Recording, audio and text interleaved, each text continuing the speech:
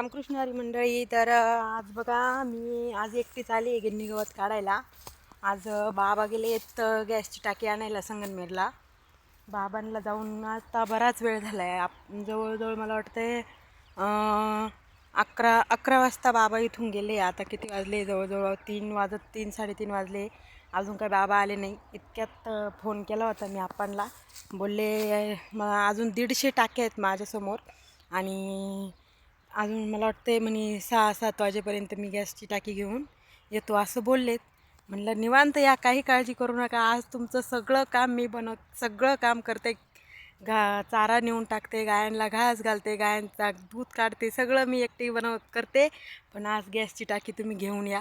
कारण हे बघा ना कसं पावसाचं वातावरण झालं आहे आणि एवढं पावसाचं जर आपल्याला स्वयंपाक करायचं म्हणजे आता जेवण तर प्रत्येकाला संध्याकाळचं स्वयंपाक तर बनवावाच लागतो.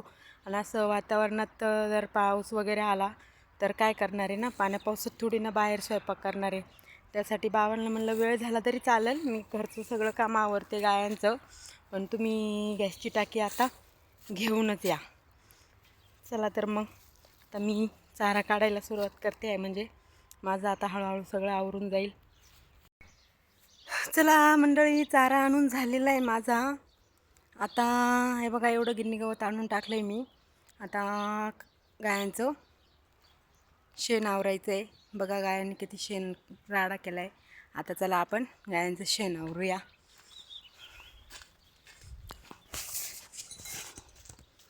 बघा म्हणजे बघा किती छान पिल्लू माझं बसलं आहे, किती छानपैकी. ह्या सगळ्या उभ्या राहिल्या आहे. अरे हे बघा आज काय झालं, आज त्यांचा खाद्य घालायचा टाईम झाला आणि पेंडच भिजायला नाही घातली. चला आता पेंड भिजायला घालू, तोपर्यंत शेणकूर करून घेऊ. मला आज उद्या पाडवा आहे, आज सारवायचं पण आहे. चला आधी पेंड भिजायला घालते आणि मग गायांचं शेणपाणी आवरून घेऊ. हे बघा तर आपलं शेण टाकून झालेलं आहे एकदम चकाचकमध्ये. आता मी बापरे पाऊस येतो का काय, पाऊस येण्याची शक्यता आहे. थेंब पडायला लागले. चला सरपण वगैरे काढून घ्यावं लागेल.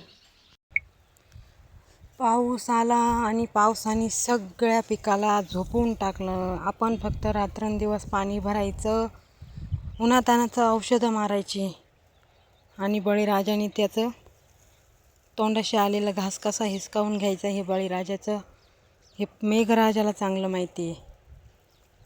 बघा किती नुकसान केली आहे पावसाने. ह्या अवकाळी पावसाने आज तोंडाशी आलेला घास कसा हिसकावून घेतला आहे बघा मित्रांनो. एकदम सपाट असा गहू करून ठेवला आहे. बघा काय म्हणायचं आहे आता. बघितलं मंडळी किती अवकाळी पावसाने कसं गहू एकदम झोपवून घेतला आहे. काय बोलणार आहे आता. बळीराजाने फक्त कष्ट करायचे, बाकी सगळं वरच्याच्या हातात. चला बाय बाय.